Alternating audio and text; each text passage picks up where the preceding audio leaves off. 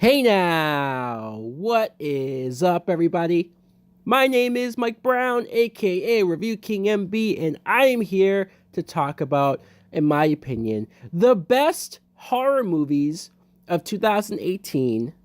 This is 10 movies that I really enjoyed this year. Let's start with number 10, The Possession of Hannah Grace.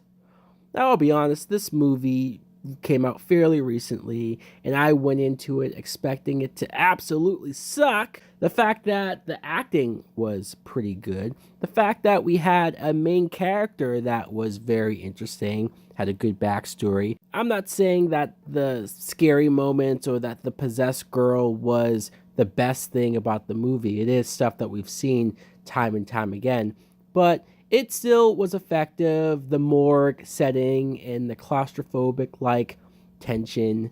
Number 9, The Strangers Pray at Night. The first Strangers movie came out so long ago. I remember finding it very scary, very creepy, and way too realistic with those masked people attacking this couple. So it took way too long, I admit, to make a sequel.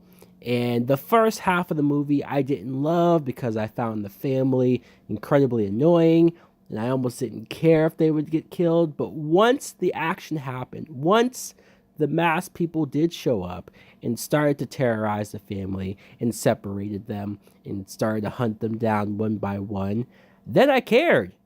And when you had the siblings, the brother and sister, being chased by these people, one scene in particular where the brother is being chased in the pool, and the way how that's shot, the colors and the lighting, gorgeous. Number 8, The Predator. I admit that this movie wasn't great and it should have been a lot better, especially compared to the original movie. But there's something about The Predator itself, the way it looks, the weapons, the gadgets, the lore behind it. And I did not like the giant size predator though, the CGI of that, and it just felt like, hey, let's do something bigger and better, but it's really not. It's really the writing from Shane Black, the comedy, the humor. I know not everybody loved it and not everybody likes that to be integrated in these types of movies, but it made me laugh. It made me connect to these characters, these quote bad people that we probably shouldn't like, but we do. And even Olivia Munn, who people were against as a scientist, she worked for me as well. It just, at the end of the day, isn't as great as it could have been. Number 7, Annihilation. I actually thought I would put this higher on the list, and I do like deep, serious movies. This is a thinker of a film. Natalie Portman is great as somebody who just wants to help her husband, Oscar Isaac, who came back after this operation that went horribly wrong, and he's so distant and quiet and hard to read. So she has to go back into this forest area with these women. And it was nice to see. I talked about The Predator earlier, that original movie. It's all macho guys. This is all women. And this forest has some freaky like stuff as far as animals that are warped. That one scene with the bear and how they're all trapped in that room was really terrifying. I am still, to this day, all of this time later, question marked about the ending, on whether or not I like the ending. It's intense and it certainly makes me think a lot, but the downbeat endings always make me a little too sad, I'll be honest. Number 6, Hellfest. This movie, sure, is not better than Annihilation. I admit that. But the reason why I have it just one spot ahead is because it was fun. And sometimes I can turn my brain off and just have fun, especially with a horror movie that's a slasher. Man, I have missed the slasher genre so much, and this year it seems like it's come back. Having a person in a mask go after a set of characters is one of the best things I can watch when it comes to a scary movie. But I like this carnival-like setting. It's very different, and it's something that I would love to go to myself. You even had Tony Todd. How can you complain about a horror movie that brings in Tony Todd? Number 5, Overlord. This movie was a great depiction of, you have a Nazi war film that at the beginning, it's so horrific, it's so intense, it's so like, yes, this feels like a war movie. And then you have the Nazis doing their experiments to create these zombie-like creatures, and that's where the movie really loses its shit. But I loved it.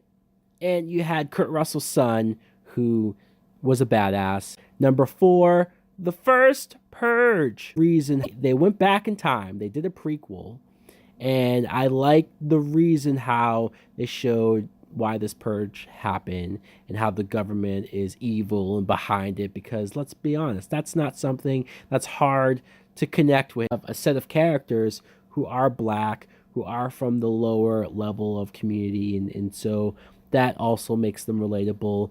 And I love this main actor who was a drug dealer.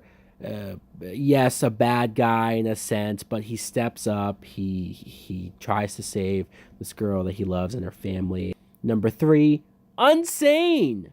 Talk about a movie that came out of nowhere for me. My first time seeing Claire Foy in a movie, and she's done like 3 of them since in the same year. She's great in the film as somebody who's she's afraid of this guy who's stalking her and in love with her. She goes to a hospital to sort of talk about it, and they misconstrue what she says as she's unstable. And she finds herself locked in this asylum, and she can't get out. And there's all of these different rules and regulations that keeps her in there. And that idea is scary. That idea is terrifying, just not being in control of how you got to a place and you can't get out. Number 2, A Quiet Place.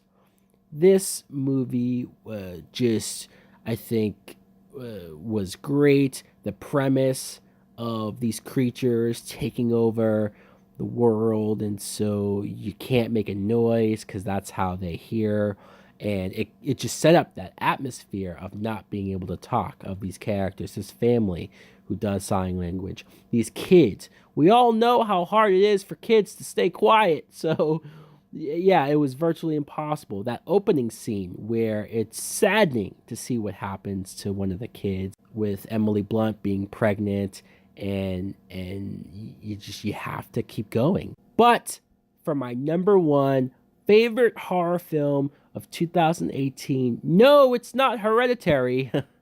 It's Halloween. Halloween is back. Michael Myers is back, and I so enjoyed this. Michael Myers was vicious. He was scary again. He was a threat again. You had to. At first, I was a little upset that we were disregarding part 2 and a couple others in the series, but this makes sense to pick up years after the first movie, the original movie, and you don't have Michael and Laurie as brother and sister anymore, which is also a little weird for me, but I get it. You still have this connection between the two. You can almost still, in your mind, say, yeah, they're still brother and sister, but this events just play out as it does. Jamie Lee Curtis is amazing as Laurie Strode, and she has some scenes in here where she's acting her ass off, and I love the strong Laurie. I do. I love the capable, prepared Laurie. I like the humor in this movie. I thought the writing was strong. So much about this film. I've watched it already so many times, and I've loved it over and over. So guys, let me know in the comments below, what are some of your favorite horror movies of 2018. I'm sure you'll disagree with some of mine, but that's fine. Thanks for watching. Like, comment, subscribe. Later!